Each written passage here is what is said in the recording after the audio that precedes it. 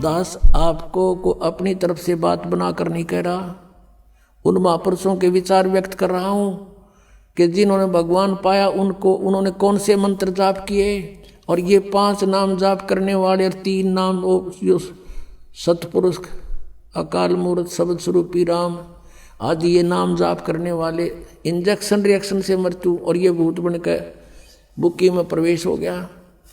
समझदार को संकेत बहुत है पुण्यात्मा। दास का उद्देश्य ये नहीं है कि मैं कोई किसी लालच में आपको ये उनसे अलग करना चाहता हूँ, लेकिन मेरी ड्यूटी लादी परमात्मा ने साची कहने की, और इसमें जरा भी झूठ हो तो आओ सामने कोई बताओ मुझे कि दास ने एक शब्द भी आपके ही इतिहास से बाहर कुछ बोला हो तो। और फिर भी कोई नहीं मानता है तो उसका दुर्भाग्य ही होगा। अब क्या बताते हैं, चातुर प्राणी चोर हैं, मूड मुग्ध हैं ठोठे, संतों के नहीं काम के, इनको दो गल जोट।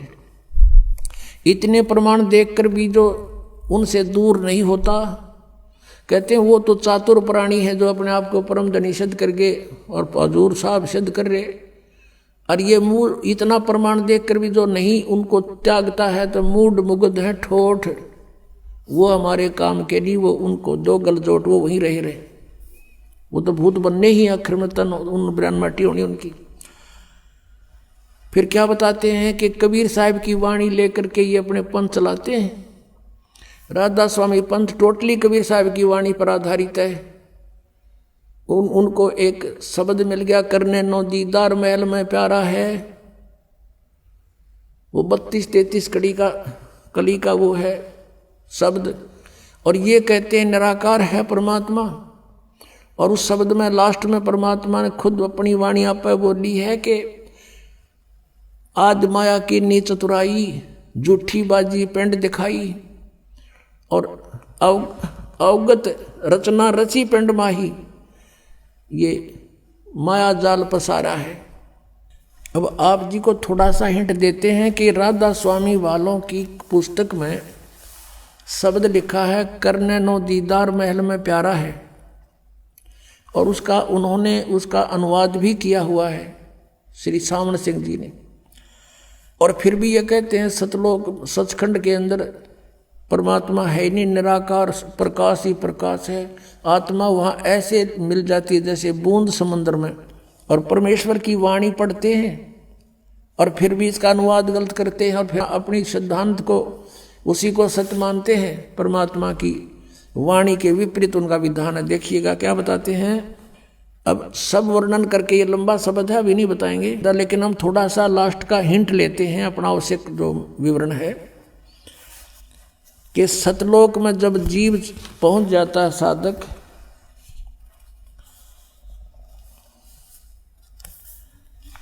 तो वहां क्या होता है कि 16 बानु हंस को रूपा। कबीर साहब तो बता रहे हैं कि जो सतलोक में 3 मंत्र का जाप करके 2 अक्षर का वो सतनाम और 1 अक्षर का आदि नाम, इस नाम का जाप करके जब साधक इस कमाई से वहां पहुंच जाता सचखंड में, वहां इस जीव का 16 सूर्यों जितना प्रकाश हो जाता इसके अपने शरीर का। 16 बानु हंस को रूपा, बीना सत बजे अनुपा, अंसा करत चंवर सिर भूपा। वो सतपुरुष दरबारा है।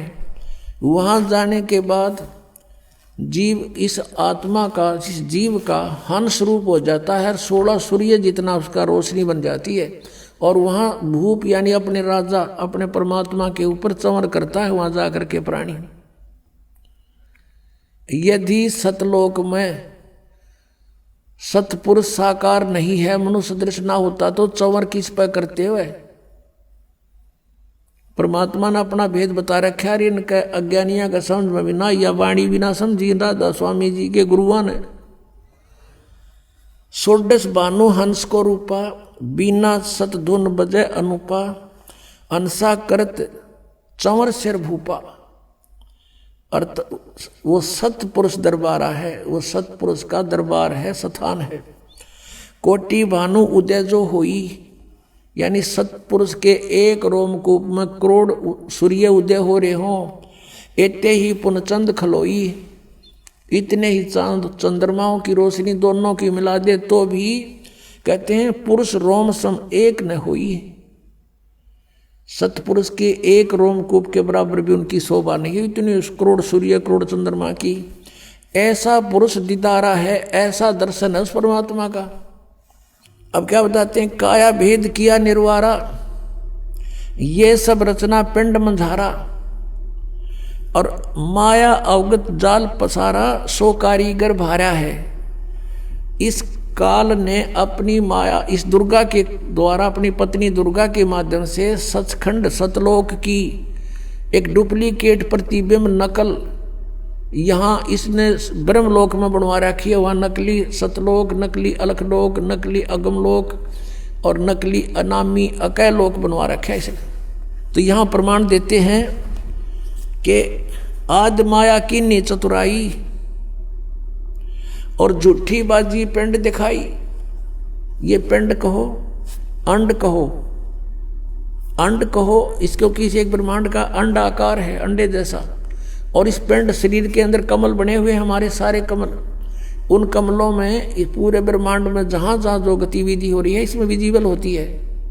साधक के जब ये कमल खिल जाते हैं, मूल कमल, स्वाद चक्र, नाभि कमल, हृदय कमल, कंठ कमल, त्रिकुटी कमल और ये सारे सेंसरार कमल।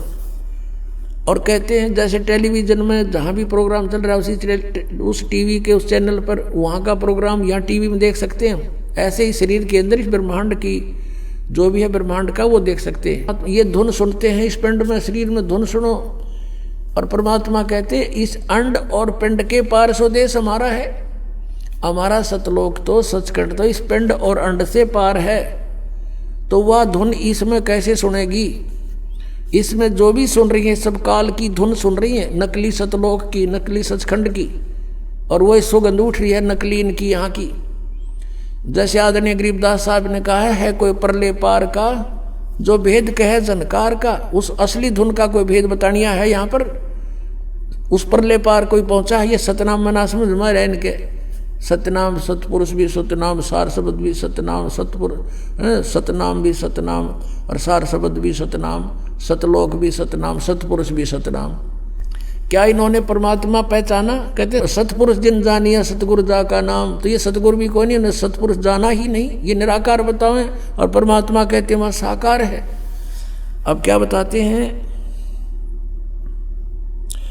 शब्द विहंगम चाल हमारी और कहे कबीर सतगुरु दी तारी, खुले कपाट शब्द जनकारी, पिंड और अंड के पार स्वदेश हमारा है। इस पिंड और ये ब्रह्मांड इससे पार है हमारा सचखंड। और ये न्यू कहे हुआ परमात्मा है कोई नहीं। ये धुन सुनो, इसमें ये काल की धुन है सारी।